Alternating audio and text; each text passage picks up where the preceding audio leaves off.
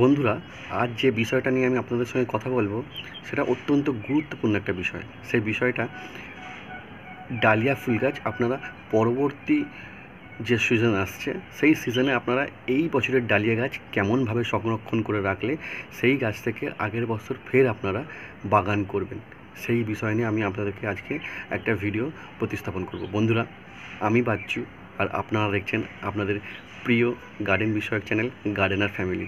বন্ধুরা, আমার এই ভিডিওগুলো যদি আপনাদের ভালো লেগে থাকে আপনারা অবশ্যই লাইক করবেন এবং নতুনরা সাবস্ক্রাইব করবেন এবং বন্ধুবান্ধবদের সঙ্গে শেয়ার করে দেবেন।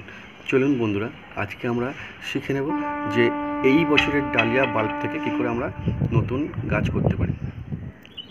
বন্ধুরা, আমি আজকে যেভাবে দেখাবো এটা খুবই সাধারণভাবে আপনাদের দেখাবো, কোনো রকম জটিলতা রাখবো না এর মধ্যে, একদম খুব সাধারণভাবে এটাকে দেখিয়ে দেবো। বন্ধুরা, এটা হলো মার্চ মাস। আশা করব আপনাদের সমস্ত রকম ডালিয়া ফুল গাছ শুকিয়ে গেছে। যাদের যাদের ডালিয়া ফুল গাছ শুকিয়ে গেছে তারা আপনারা কি করবেন, ডালিয়া ফুল গাছগুলোকে মাটি থেকে উপড়ে নেবেন। ডালিয়া ফুল গাছগুলো মাটি থেকে উপড়ে নেবার পর আপনারা দেখবেন ভালো করে মাটিটা ঝেড়ে নেবেন। ঝেড়ে নেবার পর আপনারা দেখবেন ডালিয়া ফুল গাছের গোড়ায় ঠিক এই ধরনের বাল্ব দেখা যাবে। এই ধরনের বাল্ব জাতীয় জিনিসগুলো আপনাদেরকে পরবর্তী সিজনে গাছ দিতে সক্ষম হবে। বন্ধুরা, এক্ষুনি আপনাদেরকে এখন আপনাদের যেসব গাছগুলো শুকিয়ে গেছে সেসব গাছগুলো তুলে নিয়ে আসুন এবং মাটিগুলো ঠিক এইভাবে ঝেড়ে ফেলুন গাছ থেকে। ঝেড়ে ফেলবার পরেই দেখবেন আমি আপনাদেরকে একটা গাছটি দেখাচ্ছি। নিশ্চয়ই আপনাদের কাছে অনেক গাছ আছে, একটা থাক বা 10টাই থাক, যে গাছগুলো শুকিয়ে যাবে সেই গাছ থেকে এই ধরনের বাল্বগুলো আপনারা তুলে নেবেন। তা বাল্বগুলো আপনারা এখান থেকে ব্লেড দিয়ে, আমি আপনাদেরকে দেখিয়ে দিচ্ছি, ঠিক এই ধরনের জায়গা থেকে ব্লেড দিয়ে আপনারা কেটে নেবেন। শুকনো গাছ থেকে আপনারা ঠিক এইভাবে এই বাল্বগুলো গাছ থেকে আলাদা করে ফেলবেন।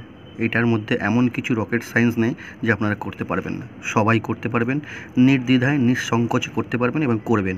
তাহলে আপনার পছন্দের এই বছরের ফুল গাছটাও আপনারা সামনের বছরে করতে পারবেন। কিছু কিছু ক্ষেত্রে কি হয় দেখবেন, এই বছরে আপনি যে ডালিয়া ফুল গাছটা লাগিয়েছেন সেই গাছ থেকে যে ধরনের সুন্দর ফুল হয়েছে সেই আশায় আপনি সামনের বছর ডালিয়া গাছ লাগাবেন, কিন্তু চিনতে না পারার কারণে, যে ছোটোবেলায় গাছ থাকে তো, তাই সেই ধরনের ফুল হবে কি না তাই চিনতে না পারার কারণে সেই কালার, সেই সুন্দর গাছ কিন্তু আপনি আর পাবেন না। তাই যদি মনে হয় যে এই গাছটা আমি সামনের বছর ফের করতে চাই, তাহলে আপনারা আপনাদের পছন্দের এই বছরের ডালিয়া গাছ থেকে অবশ্যই এই ধরনের ডালিয়ার বাল্ব আমি যে ধরনের দেখালাম ঠিক সেইভাবে কেটে সংরক্ষণ করুন। এইবার এর পরের প্রসেস কী হবে আমি আপনাদেরকে বলে দিচ্ছি। গাছ থেকে তো আপনারা ডালিয়ার বাল্ব সংগ্রহ করে নিলেন। এইবার আপনারা ডালিয়ার এই বাল্বগুলোকে জলে ভালো করে ধুয়ে নেবেন, যাতে এর গায়ে কোনো রকমভাবে মাটি না লেগে থাকে। ভালো করে ধোবেন অবশ্যই, যাতে এর গায়ে মাটি না লেগে থাকে। তারপর আপনারা মাটি ধুয়ে ফেলবার পর এটাকে খুব ভালো করে রোদে একবার শুকিয়ে নেবেন। খুব ভালো করে রোদে শুকিয়ে নেবার পর দেখবেন এটা একটু শুকিয়ে শুকিয়ে গেছে বা এর গায়ে কোনো রকম রস বা জল জাতীয় কিচ্ছু নেই। ঠিক তারপর আপনারা যে কাজটা করবেন সেটাই এটাকে সারা বছর ভালো রাখতে সাহায্য করবে এবং আপনাকে পরবর্তী সিজনে এই ধরনের ফুল দিতে সক্ষম হবে। সেটা কী কাজ? সেটা হলো, আপনারা তো এটাকে গাছ থেকে তুলে ভালো করে ধুয়ে খুব ভালো করে পরিষ্কার করে শুকিয়ে নিয়েছেন। এর পরবর্তী কাজ হলো, আপনি আপনার কাছে যে ফাঙ্গিসাইড থাকবে, যে কোনো ফাঙ্গিসাইড, এখানে এই ফাঙ্গিসাইড দিতে হবে, ওই ফাঙ্গিসাইড দিতে হবে, সেই ফাঙ্গিসাইড দিতে হবে, এরকম কোনো বিষয় নেই।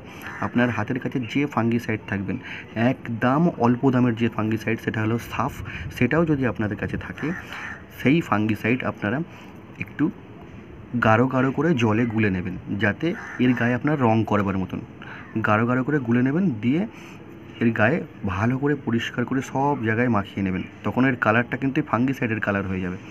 ভালো করে জলে গুলে পেস্ট করে এর গায়ে ভালো করে মাখিয়ে দেবেন। মাখিয়ে দিয়ে এটাকে, বা এটাও করতে পারেন আপনারা, জলে গাঢ় গাঢ় করে গুলে জলে চুবিয়ে নিতে পারেন। মানে ওই ফাঙ্গিসাইডগুলা লিকুইডটাতে আপনারা চুবিয়ে নেবেন, ভালো করে মাখিয়ে নেবেন, ভালো করে পরিষ্কার করে ধুয়ে মাখিয়ে নেবেন। মাখিয়ে নেবার পর ওটাকে রোদে দিয়ে ফাঙ্গিসাইড, ওটাকে আর ধোবেন না, মাখিয়ে নিয়ে ওই ফাঙ্গিসাইড অবস্থায় রোদে দিয়ে দেবেন। রোদে যখন এটা পুরোপুরি শুকিয়ে যাবে সেইটাকে আপনারা সংরক্ষণ করবেন। এবার কিসে সংরক্ষণ করবেন সেটা ওর বিশেষ লক্ষণীয়। অনেকে কি করে এই ধরনের ফাঙ্গিসাইড পর্যন্ত কাজটা সঠিক করবেন, কিন্তু আপনারা প্লাস্টিকে করে মুড়ে রেখে দেন। বন্ধুরা একদম করবেন না, কারণ প্লাস্টিকের ভেতর মুড়ে রেখে দিলে কী হবে, গরমকালে তো এটাকে রেখে দিতে হয়, গরমকালে প্লাস্টিকের ভিতর এক ধরনের জল জমে, মানে ঘেমে গিয়ে ভিতরে জল জমে যায়। সেই ঘেমে গিয়ে এই জিনিসগুলো কিন্তু অ্যাবজর্ব করবে সেই জলটা, করে কিন্তু এই বাল্বগুলোকে নষ্ট করে দিতে পারে। তাই বলছি এগুলোকে কাগজের মাধ্যমে, ঠোঙা জানেন, কাগজের ঠোঙা, সেই ঠোঙার মধ্যে 2-3টে ঠোঙার মধ্যে এটাকে দিয়ে ভালো করে মুড়ে গার্ডার করে তারপরে আপনারা ভালো করে সংরক্ষণ করে রেখে দেবেন সারা বছর। পরের বছর যখন সেপ্টেম্বর অক্টোবর আসবে, সেই সেপ্টেম্বর অক্টোবরে আপনারা এটাকে মাটিতে বসিয়ে দেবেন, একটু মাটিটা খুশিয়ে মাটিতে বসিয়ে দেবেন, দেখবেন এখান থেকে ছোট ছোট চারা গজাতে শুরু করেছে। বন্ধুরা ঠিক যেমন করে বললাম এই রকমভাবে আপনারা আপনার এই ডালিয়া বাল্বকে সংরক্ষণ করুন, দেখবেন খুব ভালো ফলাফল পাবেন। সামনের বছরে আপনার এই বছরের কাঙ্ক্ষিত ফুলের মতন সামনের বছরও আপনাকে ফুল দেবে। এই রকমভাবে আপনারা ডালিয়ার বাল্ব সংরক্ষণ করুন এবং সেই ডালিয়ার বাল্বকে ভালো করে সযত্নে রেখে দিয়ে পরবর্তী সিজনে বসাবেন, খুব ভালো ফলাফল আপনারা পাবেন। বন্ধুরা দেখা হচ্ছে পরবর্তী অন্য কোনো গুরুত্বপূর্ণ ভিডিওতে। ততক্ষণ ভালো থাকবেন, সুস্থ থাকবেন এবং আবারও বলি আপনাদেরকে আমার চ্যানেলটি আপনারা অবশ্যই সাবস্ক্রাইব করবেন এবং ভালো লাগলে বন্ধুবান্ধবদের সঙ্গে শেয়ার করে দেবেন। ধন্যবাদ।